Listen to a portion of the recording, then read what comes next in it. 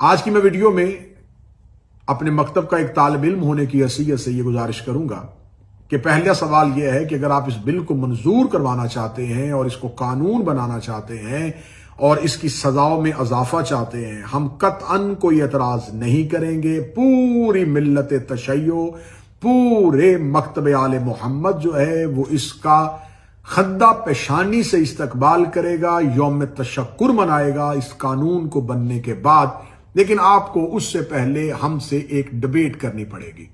آپ اہل سنت کی سادہ لوہ عوام، جن کو آج تک آپ ممبر کے خطبوں پہ جو کچھ بیان کرتے رہے وہ انہیں حق سمجھتے رہے، کتاب تک ان کی رسائی نہیں ہونے دی، علوم تک انہیں پہنچنے نہیں دیا، اور ان کے مدارس سے لے کے آپ نے کالجز یونیورسٹی میں اپنے تعلیمی نصاب میں ان کو وہی پڑھایا جو آپ زہر نسلوں کے دلوں میں گھولنا چاہتے تھے۔ اب ہم ایک ڈیبیٹ کرتے ہیں، اس ڈیبیٹ کا آغاز بھی ہم قومی اسمبلی سے کرتے ہیں۔ قومی اسمبلی میں وہ ڈیبیٹ ہوگی، لیکن قومی اسمبلی اس وقت سیاستدان اس سیٹوں پہ نہیں بیٹھے ہوں گے۔ سیاستدانوں کا مذہب سے کوئی تعلق نہیں ہے، وہ مذہب کو صرف اپنے الیکشن کے دنوں میں سیاست اور ووٹ کے لیے استعمال کرتے ہیں۔ سیاستدانوں کو قومی اسمبلی کی پچھلی نشستوں میں بٹھا کے اگلی نشستوں پہ آپ اپنے علماء کو لے کے آئیں اور ہم اپنے علماء کے ساتھ آتے ہیں۔ اسپیکر قومی اسمبلی کی سیٹ پہ چیف جسٹس آف پاکستان بیٹھ جائے اور 4 دوسری سیٹوں پہ میرے معزز سپریم کورٹ کے ججز صاحبان بیٹھ جائیں۔ سپریم کورٹ کے چیف جسٹس صاحب کے سامنے اسپیکر کی کرسی پہ ان کے ٹیبل کے اوپر صرف قرآن ہو، اور قرآن بھی وہی جو آپ کی مساجد میں پڑا ہوا ہے، قرآن بھی وہی جو سعودی عرب سے چھپا ہوا ہے، ترجمہ آپ ہی کے علماء کا ہوگا۔ قرآن سامنے رکھ لیا جائے گا اور اس کے بعد ایک لمبی ڈیبیٹ کا آغاز کرتے ہیں اور ہم سوالات رکھتے ہیں۔ یہ سوالات سوشل میڈیا پہ میں سادہ لو اہل سنت، وہ عوام جو یہ جن کو سمجھانے کی کوشش کی جا رہی ہے کہ شاید شیعہ جو ہیں وہ اس بل اور قانون سے اس لیے گھبرا رہے ہیں کہ وہ صحابہ کی توہین کرتے ہیں۔ میں سوال رکھنا چاہوں گا کہ آپ سب سے پہلے ہمیں یہ بتائیں کہ رسالت مآب صلی اللہ علیہ وآلہ وسلم کے فرامین کو ترک کرنے والے افراد کون تھے؟ آپ یہ بتائیں کہ واقعہ عقبہ میں رسالت مآب صلی اللہ علیہ وآلہ وسلم کی اونٹنی کو پہاڑی سے نیچے پھینکنے والے افراد جو تھے، جنہوں نے یہ پروگرام بنایا تھا، وہ کون تھے؟ وہ 12 منافقین جن کے نام رسول اللہ نے حذیفہ یمانی کو بتائے تھے، وہ 12 لوگ کون تھے؟ وہ کون سا فرد تھا جو ساری زندگی حذیفہ یمانی سے پوچھتا رہا کہ ان ناموں میں کہیں میرا نام تو نہیں ہے؟ پھر آپ ہمیں یہ بتائیں کہ رسالت مآب صلی اللہ علیہ وآلہ وسلم کے سامنے اونچی آواز میں گفتگو کرنے والا کون تھا؟ کس کے لیے قرآن کی آیت آئی کہ خبردار میرے نبی کے سامنے اونچی آواز میں بات مت کیا کرو؟ وہ کون سے لوگ تھے جو ازواج مطہرات کی عزت نہیں کرتے تھے اور خدا کو قرآن میں نص دینی پڑی؟ وہ کون سے لوگ تھے جنہوں نے نبی کو کاغذ قلم دینے سے انکار کیا تھا؟ وہ کون سے لوگ تھے جن کو حجرے سے رسالت مآب نے یہ کہہ کے نکالا تھا کہ میرے گرد شور نہ کرو؟ وہ کون سے لوگ تھے جنہوں نے رسالت مآب صلی اللہ علیہ وآلہ وسلم کی زندگی میں مسجد کے اندر بیٹھ کے رسالت مآب کے خلاف گفتگو شروع کی اور قرآن میں سورہ منافقون اتر آئی؟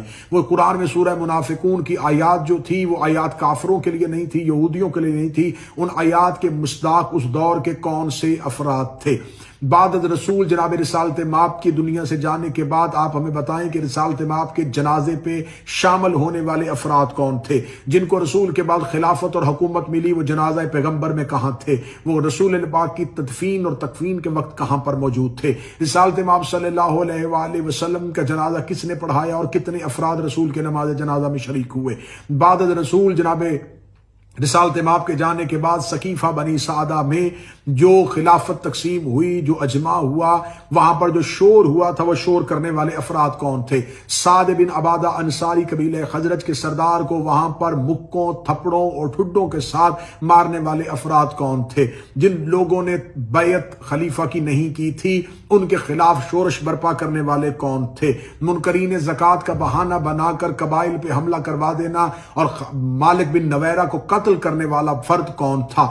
کون تھا جس نے مالک بن نویرہ کو قتل کرنے کے بعد ان کی زوجہ کے ساتھ زنا بالجبر کیا تھا؟ وہ کون سے لوگ تھے جنہوں نے اس دور میں امیر المومنین کے دروازے پہ آ کے دھمکی دی تھی؟ وہ کون لوگ تھے جنہوں نے امیر المومنین کے دروازے کو جلایا تھا؟ وہ کون لوگ تھے جنہوں نے جناب سیدہ صلوات اللہ علیہا کو ان کے حق سے محروم رکھا تھا؟ وہ کون لوگ تھے، صحیح بخاری میں موجود ہے، جن سے جناب زہرا آخری وقت تک ناراض رہی تھی؟ وہ کون لوگ تھے جن سے جناب زہرا نے وصیت میں کہا تھا یہ میرے جنازے پہ نہ آئیں؟ وہ کون سے لوگ تھے جنہوں نے جناب سیدہ کا نماز جنازہ وصیت کے مطابق زہرا کے کہ ان کو میرے جنازہ پڑھنے سے روک دیا جائے، وہ کون افراد تھے جن کی جناب زہرا نے جنازہ نہ پڑھنے کی وصیت کی تھی؟ وہ کون سے افراد تھے جنہوں نے امام حسن علیہ السلام کے جنازے پہ تیر برسائے تھے؟ وہ کون سے لوگ تھے جنہوں نے امام حسن علیہ السلام کے خلاف قیام کیا تھا؟ وہ کون سے افراد تھے جنہوں نے امام حسین علیہ السلام کے خلاف بیعت یزید کی تھی؟ وہ کون سے افراد نے جنہوں نے یزید کا ساتھ دیا تھا؟ وہ کون سے افراد تھے جو ہر دور میں آئمہ کے مقابل کھڑے رہے؟ وہ کون سے لوگ تھے جنہوں نے مدینہ میں واقع حرہ پہ بیت اللہ اور مسجد نبوی کی توہین کی تھی؟ یہ تمام سوالات جواب طلب ہیں۔ ان تمام سوالات کے جواب جب آپ کو مل جائیں گے، اور وہ تمام افراد، ہم شیعوں کی کسی سے ذاتی دشمنی نہیں ہے، کسی نے ہمارا باپ دادا قتل نہیں کیا ہوا، کسی نے ہماری جائیدادوں پہ قبضہ نہیں کیا ہوا، ہم لڑ رہے ہیں تو اہل بیت کے حقوق کے لیے، ہم لڑ رہے ہیں تو رسول اور رسول کے خاندان کے حقوق کے لیے۔ آپ ہمیں بتائیں کہ کیا ہمارا جرم یہ ہے کہ ہم نبی اور نبی کی اولاد سے وفا کر رہے ہیں؟ کیا ہمارا جرم یہ ہے ہم نبی اور نبی کی اولاد کے دشمنوں کو تسلیم نہیں کر رہے؟ کیا ہمارا قصور یہ ہے ہم نبی اور نبی کی اولاد کے قاتلوں کو بے نقاب کرنا چاہتے ہیں؟ ہم سوال کرنا چاہتے ہیں، جنگ جمل کس نے کی تھی؟ جنگ صفین میں علی کے مقابلے پہ کون آیا تھا؟ عمار بن یاسر کے سینے پہ نیزہ کس نے مارا تھا؟ محمد بن ابی بکر کو زندہ گدے کی کھال میں رکھ کے کس نے جلایا تھا؟ عبداللہ ابن مسعود کی پسلیاں کس نے توڑی تھی؟ میس میں تمار کو تختہ دار پہ کس نے لٹکایا تھا؟ یہ تمام سوالات کے جواب آپ ہمیں نہیں دے رہے، اور آپ ہم سے الٹا کہہ رہے ہیں کہ آپ سب کو تسلیم کریں۔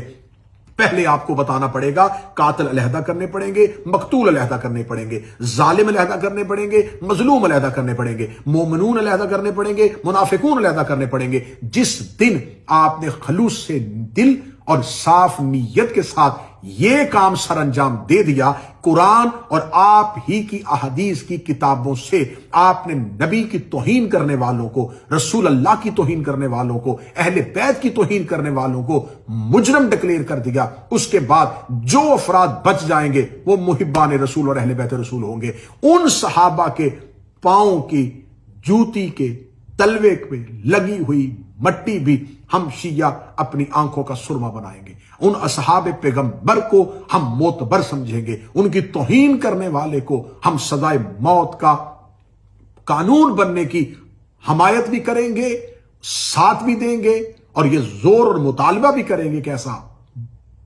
کیا جائے، مسلسل کیا جائے۔ لیکن پہلے یہ طے کرنا پڑے گا کہ آپ کن کو منوا رہے ہیں؟ کیا آپ بنی امیہ کو منوانا چاہتے ہیں؟ کیا آپ جگر خارے جناب حمزہ کو منوانا چاہ رہے ہیں؟ کیا آپ ہمیں ان کو منوانا چاہ رہے ہیں جنہوں نے رسالت مآب کو اذیت دی؟ میرا سوال ہے کہ یہ بل لے کے کون آیا؟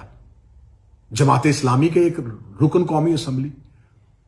تو جماعت اسلامی جو ہے، اگر وہ اس بل کو پاس کروانا چاہتی ہے اور وہ اس بل کو تجویز کنندہ میں سے ہے، اس بل کی تائید کرنے والوں میں سے ہے، تو جماعت اسلامی کا بانی کون تھا؟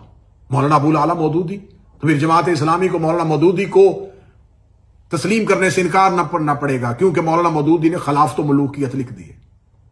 انہوں نے لکھ دیا ہے کہ خلافت راشدہ کے بعد صرف ملوکیت ہی رہی تھی، صرف بادشاہوں کی حکومت آئی تھی۔ تو پھر جماعت اسلامی کو کہنا پڑے گا کہ مولانا مودودی کے افکار اور نظریات کے ساتھ جماعت اسلامی کا کوئی تعلق نہیں۔ جماعت اسلامی نے جماعت اسلامی کا کانسیپٹ کہاں سے لیا تھا؟ مصر سے۔ تو آپ کو ڈاکٹر طٰہٰ حسین کی کتاب فتنۃ الکبریٰ پارلیمنٹ میں لے کے آنی پڑے گی، اور لکھنا پڑے گا کہ ہم ڈاکٹر طٰہٰ حسین یا مصر کے ان علماء کی ہرگز تائید نہیں کرتے جنہوں نے ملوکیت کے خلاف قلم اٹھایا تھا۔ پھر آپ کو صحیح بخاری چھوڑنی پڑے گی، پھر آپ کو مسلم چھوڑنی پڑے گی، پھر آپ کو مشکات کا انکار کرنا پڑے گا۔ کر دے پھر انکار۔ دو رستے ہیں، یا آپ اپنی ان کتب کا انکار کریں کہ ان تمام کتابوں میں جو لکھا ہے وہ تمام کتابوں پر لکھا ہوا غلط ہے، اور ہم ان تمام کہ ہم بخاری کے نظریات سے، ہم مسند کے نظریات سے، ہم احمد بن حنبل کے نظریات سے، ہم امام مالک کے نظریات سے، ہم ابن خلدون کے نظریات سے، ہم شبلی نعمانی کے نظریات سے، ہم مولانا ابو العلا مودودی کے نظریات سے سب سے ہٹ کے ہیں، تو پھر آپ ایک کوئی اور فرقہ ہے۔ اگر آپ یہ کہیں بخاری بھی ہمارا، مسلم بھی ہمارا، احمد بن حنبل بھی ہمارا، امام مالک بھی ہمارا، شبلی نعمانی بھی ہمارا، مولانا ابو العلا مودودی بھی ہمارا، اور قانون بھی ہمارا، ایسا نہیں ہوگا۔ پھر آپ کو یا تو انہیں چھوڑنا پڑے گا، یا جو سوالات میں نے رکھے ہیں ان سوالات کا جواب آپ کو پارلیمنٹ ہاؤس میں دینا پڑے گا۔ پھر جو لوگ بچ جائیں گے، پھر جو افراد بچیں گے، تو ہم کون ہیں جو یہ کہہ سکتے ہیں کہ صحابہ کرام کی توہین ہونی چاہیے، صحابہ کرام کی عزت ہونی چاہیے، لیکن دشمن آل محمد کی عزت نہیں ہونی چاہیے، عدو اہل بیت کی عزت نہیں ہونی چاہیے، جناب سیدہ کے دشمنوں کی عزت نہیں ہونی چاہیے۔